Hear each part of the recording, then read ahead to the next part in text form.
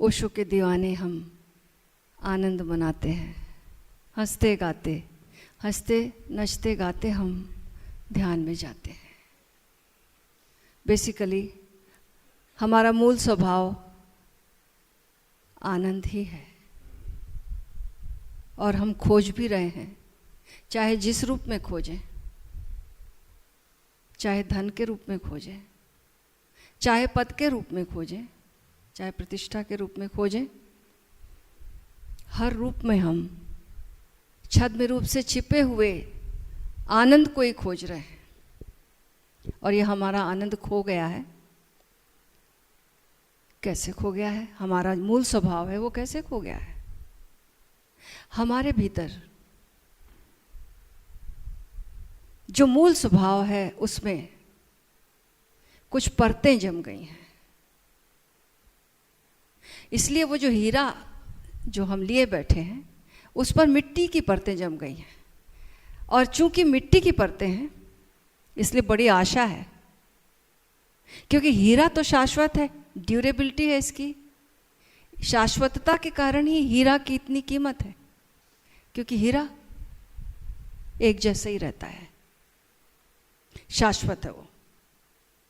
और मिट्टी उस पर जम गई है जो कि क्षणभंगुर है, उसे वो घुल सकती है, वो झाड़ी जा सकती है, हटाई जा सकती है। इसलिए बड़ी आशा है कि हमारे हीरे स्वभाव पर अगर मिट्टी की परतें जम गई हैं तो हमें उसे आसानी से हटाने की विधियां मौजूद हैं।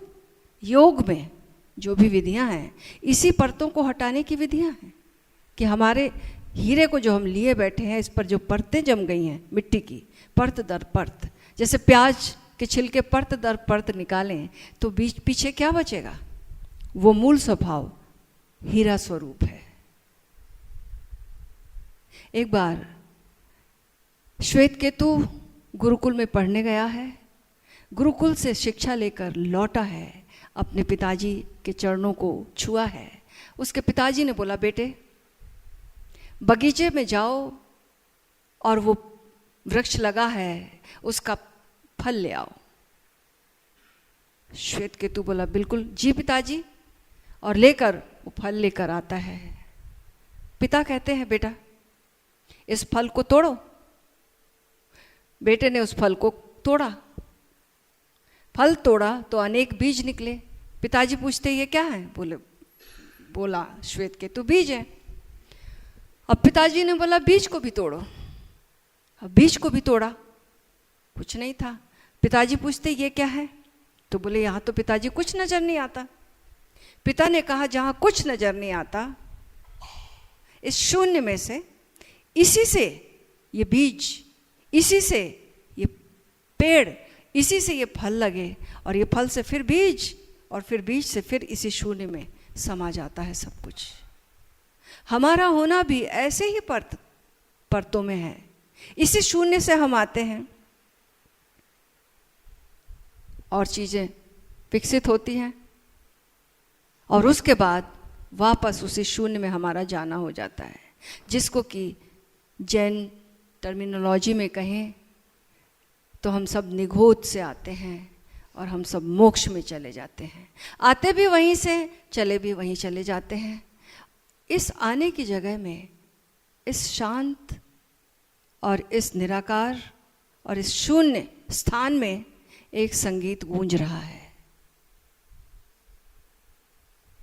वो संगीत को अगर हम पकड़ लें, उसके धागे को पकड़ लें, उसे पकड़ते हुए उसकी एक किरण को पकड़ लें, तो उसे पकड़ते हुए हम वापस उसी स्थान पर जीते जी पहुंच सकते हैं जो कि मृत्यु पश्चात हम पहुंचते हैं। इस जीते जी पहुंचने की अवस्था का नाम ही समाधि है। कैसे हम जीते जी जहाँ से आए हैं वहीं जाने का अनुभव ले लें, इस अनुभव का नाम ही समाधि है। और इस समाधि को सुनने में ये जो शून्य का संगीत गूंज रहा है, यही एक रास्ता है। और सारे रास्ते चाहे कोई रास्ता हो, इसी रास्ते तक लाने के लिए हैं। चाहे कोई ध्यान टेक्निक कोई हो, कोई सी विधि हो, चाहे कोई सूफियाना हो, चाहे कोई और किसी धर्म की टेक्निक हो, लेकिन कोई भी टेक्निक है, सारी टेक्निक्स जो हैं वो यहाँ तक लाने के लिए है। कैसे इस संगीत को सुनने में हम सक्षम हो जाएं, कैसे अब सुनने के लायक हो गए तो सुनने की कला, फिर कैसे इसे सुनना है, कैसे इसे सुनना है। उपयोगिता की दृष्टि से नहीं सुनना है, ऐसे सुनना है जैसे एक बच्चा अपनी माँ की लोरी को सुनता है, प्रेम से सुनना है। जब हम प्रेम से सुनते हैं तो हम इससे जुड़ते जाते हैं, इसकी ओर खींचते चले जाते हैं, और हमारा जो झूठा जो परत दर्द व्यक्तित्व है, परत जो जम गया है, वो मिटता चला जाता है। और एक दिन हम पाते हैं कि उस शून्य निराकार अवस्था ने हमें खींच लिया है। हमारा जो अहंकार स्वरूप है वो विलीन हो जाता है उसमें।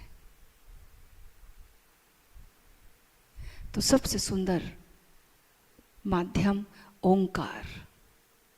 सभी संतों ने इसकी ओर इशारा किया है, तरह तरह से किया है। एक बार एक बच्चा जिप्सियों के द्वारा पकड़ लिया गया। जिप्सी ने एक बच्चे को पकड़ लिया और उसे पकड़कर, पहले बच्चे को पकड़ के ले जाते थे, चुरा ले जाते थे, उसे चुरा लिया और उसे फिर बांध लिया बोरे में।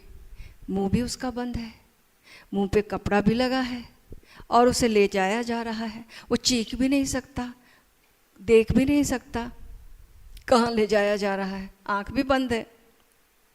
चला जा रहा है, बच्चा रो रहा है, तड़प रहा है, लेकिन कुछ व्यक्त भी नहीं कर सकता, कोई माध्यम बचा ही नहीं है। उसे बस एक ही बात सुनाई दे रही थी, वो थी उसके चर्च की घंटियाँ। जिस गांव में वो रहता था वहाँ पर एक चर्च था, वहाँ पे एक विशेष तरह की घंटियाँ बजती थीं। वो बेल्स उसे सुनाई दे रही थी, वो सुनता रहा, दूर जाता रहा, बेल्स की आवाज़ धीमी होती गई और दूरी बढ़ती गई, बेल्स की आवाज़ और धीमी होती गई। क्रमशः प्रायः जितना दूर चला गया वो बेल्स धीरे धीरे धूमिल होती गई और विलीन हो गई वो आवाज़। बच्चे को ले जाया गया, बच्चा धीरे धीरे बड़ा हुआ। उसे याद तो था कि वो अपने माता पिता से बिछड़ा है, अपने गांव से बिछड़ा है। वो बिछड़ने की पीड़ा तो याद थी उसे, बड़ा तो हो गया था और मौका खोज रहा था कि कैसे मैं वापस अपने स्रोत से मिल जाऊं, अपने पिता से मिल जाऊं, अपनी माँ से मिलूं, अपने घर पहुंच जाऊं। मौका खोज रहा था। बड़ा हुआ, भाग निकला, भाग तो निकला लेकिन उसे कोई रास्ता तो पता नहीं था, वो कहाँ आया था, आंखें बंद थी उसकी। ढूंढता रहा, जगह जगह जाता था, गांव गांव जाता था, कुछ नहीं आता था नजर, कुछ समझ भी नहीं आता था, कुछ याद नहीं था तो क्या समझ में आता। और चूंकि बच्चा बड़ा हो गया था तो कौन उसे पहचान पाता कि ये मेरा बच्चा है। बस खड़ा रहता, शून्य में ताकता रहता था। अचानक उसको एक दिन घंटियां सुनाई देने लगी, वही बेल्स जो कि उसने बिछुड़ते समय सुनी थी, वो बेल्स उसके कानों में गूंजने लगी। अब वो उसको फॉलो करने लगा, उन घंटियों को वो फॉलो करने लगा। कहाँ से आ रही है ये आवाज़? फॉलो करते वो पहुंच जाता है उसी स्थान पर, उसी चर्च में जहाँ से उसको चुराया गया था। और जाता है तो देखता है कि वहाँ का जो पादरी उसका पिता था, पिता के चरणों में गिर जाता है। पिता उसे पहचान नहीं पाता। वो बताता है, पिता को भी याद है उसका बेटा बिछड़ा था। पिता ने उसे गले लगा लिया और फिर बोला कि तुम कैसे पहुंचे यहाँ तक और तुमने मुझे कैसे पहचाना, क्यों तुम तो बहुत छोटे थे। तो उसने बोला कि मुझे बस एक ही चीज याद रह गई थी बचपन की, वो थी ये घंटियां, ये बेल्स की आवाज। इन्हें सुनते सुनते, इन्हीं बेल्स के थ्रू आसपास मैंने हमेशा आपको देखा था, तो मैंने इसे फॉलो किया। चूंकि आप इस चर्च के पादरी हैं, आप मेरे पिता हैं। इन्हीं को पहचानते पहचानते, इन्हीं को सुनते सुनते मैं आप तक आ गया। ये जो धुन है ये हम सबसे गहरी जाती है। शब्द भूल जाओगे आप कि ऐसे भी देखो, आप गीत की कोई धुन याद करो, शब्द आप भूल सकते हो कि बरसों पहले कोई गीत सुना था, शब्द नहीं याद रहेंगे, लेकिन वो धुन आ जाए तो आपको धुन तुरंत याद आ जाएगी कि ये धुन है, ये सुना था कहीं। आज ही ऐसा हुआ, यहाँ पर सतोरी मंदिर में एक धुन बज रही थी, लास्ट में आफ्टर डायनेमिक, उसके बाद कुछ बज रहा था, मैं घूम रही थी प्रकृति के सानिध्य में, तो सुनाई दिया मुझे, एकदम से मुझे याद आया ये सुना हुआ, सुनती गई, वो ड्रम्स को सुनती गई, फिर सुनाई दिया ड्रम्स के थ्रू वो आवाज़ सुनाई दे रही, जो धुन बजती थी वो ऑर्केस्ट्रा की वो धुन थी जो ओशो जब माउंट आबू में स्वयं शिविर लेते थे तब वो लाइव बजती थी।